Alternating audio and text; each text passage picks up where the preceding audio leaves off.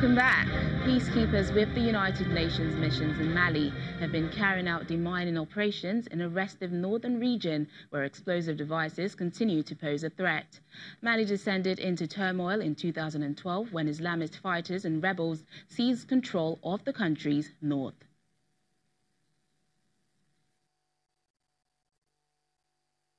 Climb into armored vehicles and depart from their base in Kidal, northern Mali, to carry out a dangerous but crucial task.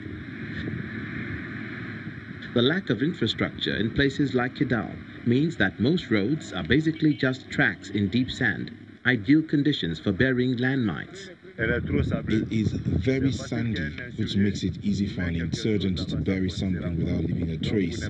So to avoid the risk, we are checking the road to make sure there is nothing hidden beneath the surface.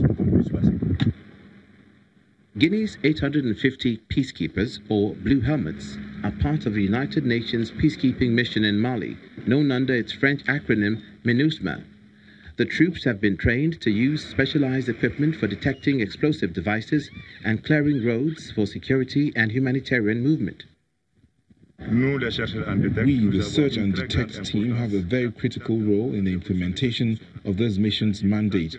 In other words, if we don't go out to assess and rid the roads of explosive devices, no UN vehicle, including the military ones, can move around here in Kidal.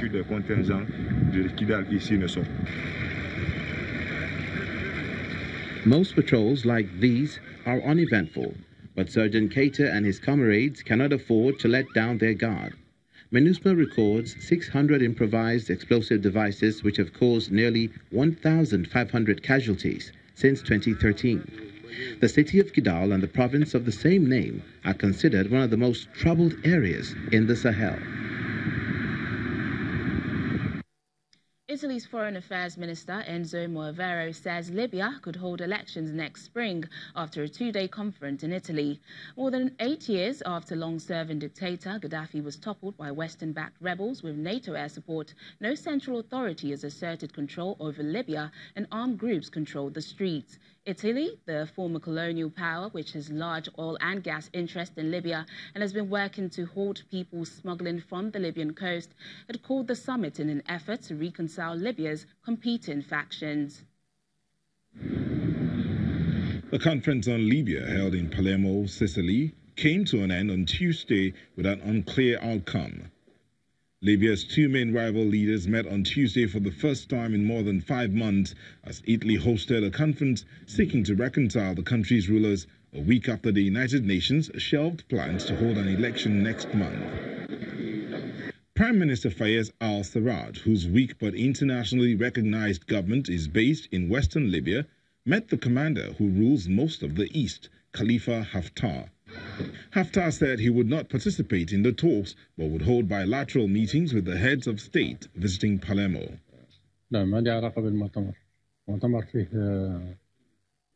Have nothing to do with the conference. We have sent a delegation to the conference 4 days ago, and they are doing a good job. But I'm here to meet tomorrow with the heads of state who are on the sidelines of the conference. I will take the opportunity of them being close to Libya and to discuss with them several issues that are important for the benefit of our country. Every Libyan now knows.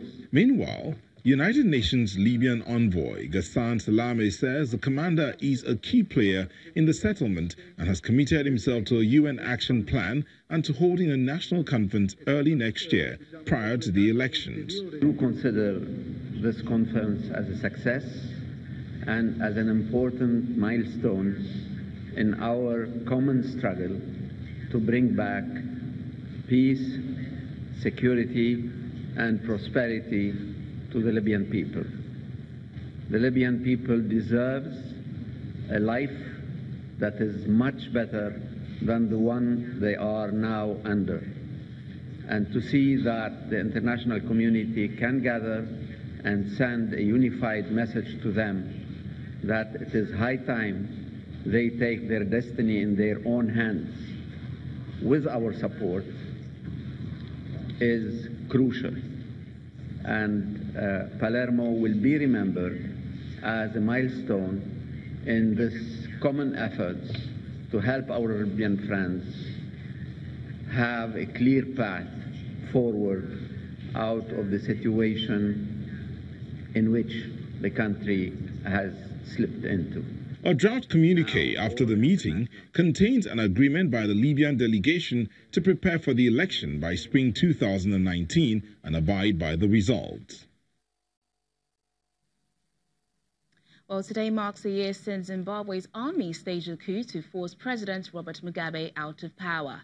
Analysts say the country is still wrestling with its 37-year legacy.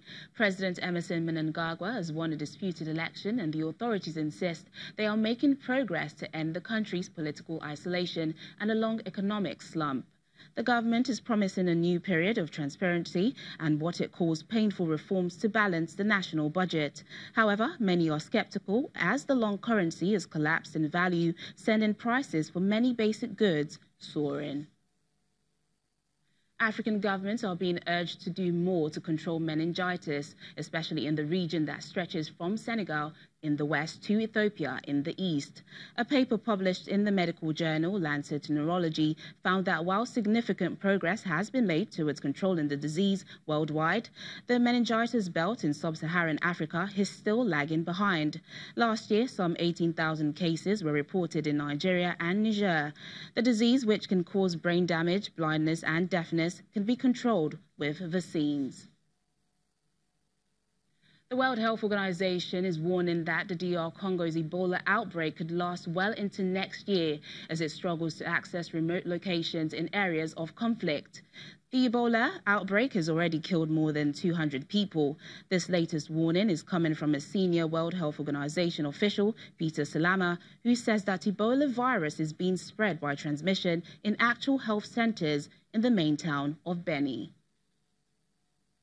It's very hard to predict timeframes in an outbreak as complicated as this, with so many variables that are outside our control.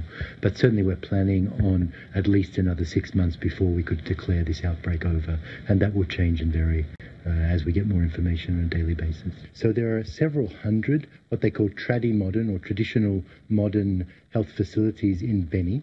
They have never been mapped. They're not regulated by the Ministry of Health. They're private facilities that are really business ventures.